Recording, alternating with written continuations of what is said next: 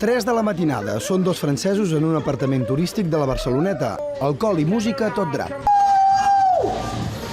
Els dona igual que passin veïns. Fins i tot conviden a les noies a entrar. Fins que arriba la Guàrdia Urbana. És el carrer de l'Atlàntida, tot i que els veïns l'han rebatejat com el carrer de la party, és a dir, de la festa.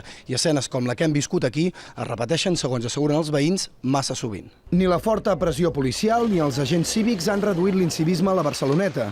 Després de 10 dies de protestes, els veïns senten que... Te toman el pelo y encima la impotencia que estás en tu casa y ni en tu casa puedes estar tranquilo. Un veí va queixar-se i resulta que l'agència d'apartaments té la porta oberta, però no hi ha ningú. Al cap d'una estona arriba una responsable i la Guàrdia Urbana li demana explicacions. Els turistes que surten dels apartaments il·legals els han demanat que diguin que estan a casa d'un amic. Tot i que l'amic no va amb ells. Són les 5 de la matinada i els sorolls de pisos de turistes no deixen conciliar la son. Als carrers, gent bevent, en contra de l'ordenança municipal.